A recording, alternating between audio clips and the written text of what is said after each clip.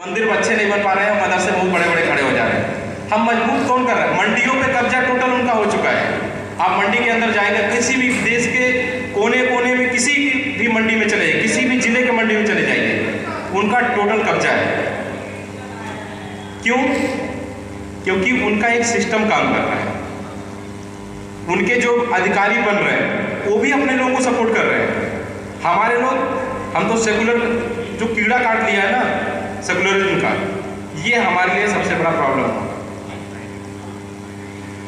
तो आने वाले समय में इस तरीके की जो समस्याएं हैं उस पर हमें थोड़ा सा समझना चाहिए, और शिक्षकों के माध्यम से हम लोग बहुत सारे एक संदेश भेज सकते हैं अपने बच्चों के दिमाग में कि हाँ, जैसे एक लेफ्ट लॉबी एक्सट्रीमिस्ट की भी बात आती है। जैसे जेएनयू एक जगह है जहाँ पे मैं दिल्ली में रहता हूँ, उसके ज़्यादा दूर नहीं रहता हूँ, पास में ही रहता हूँ। वहाँ पे नारे लगते हैं, भारत तेरे टुकड़े होंगे इंशाअल्लाह इंशाअल्लाह। आपको तो समझ में आ गया, भारत तेरे टुकड़े होंगे इंशाअल्लाह। वो पता है कि कौन लगा रहा है?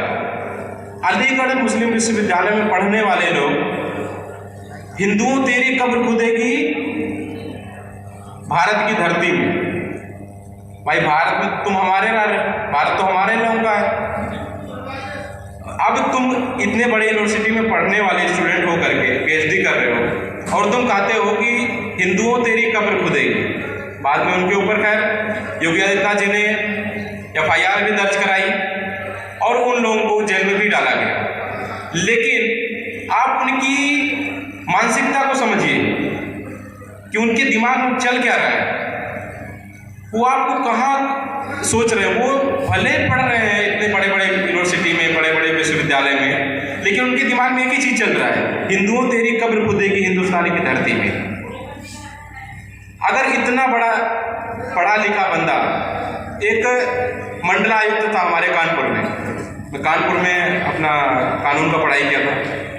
उसमें इफ्तियारुद्दीन वहाँ का मंडलायुक्त हुआ करता था समाजवादी पार्टी के समय में। उनके समय में अगर आप कलावा बांध कर उनके ऑफिस में चले जाते, आपको ऑफिस से बाहर निकाल देता था। उस समय की बात है, कई सारे लोगों ने मुझे बताया कि ऐसा करता है। चंदन लगा के तो जा ही नहीं सकते थे। और अलग से वो क्या करता था, कुछ पुस्तकें लेके आता था इस्लामिक, जिसमें लोगों को बोलता था आप लोग ज़कात दीजिए।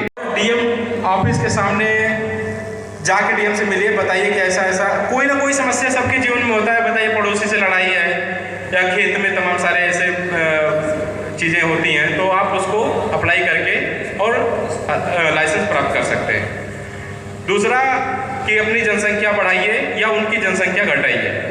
कानून होना चाहिए। कानून आएगा कि नहीं आएगा कोई पता नहीं। तो इसलिए अभी के समय में अपनी थोड़ी थोड़ी बढ़ाइए, थोड़ी थोड़ी, मतलब जो 2 पे सीमित है हम लोग उसको 4 कर सकते हैं। दूसरा, लव जिहाद के बारे में अपनी बहनों को बताएं, अपने बच्चों को ज़रूर बताएं कि लव जिहाद क्या है, गजवाए हिंद क्या होता है। गजवाए हिंद मालूम है? गजवाए हिंद यही है, आने वाले समय में इस देश को मुस्लिम राष्ट्र बना देंगे वो लोग। गजवाए हिंद उनका सपना है। तो गजवाए हिंद को ख़त्म करने के लिए हमें चाहिए भगवाए हिंद करना पड़ेगा। कि गजवाए हिंद नहीं होगा, भगवाए हिंद होगा। तो उसको करने के लिए हमें आर्थिक रूप से संपन्न होना पड़ेगा, आर्थिक रूप से मजबूत करना पड़ेगा। और इसी के साथ हम अपने बातों को माँ तुलसी के चरणों में विश्राम देते हैं और गुरु जी के चरणों में विश्राम देते हैं। और अगर किसी को कोई प्रश्न है तो वो पूछ सकते हैं।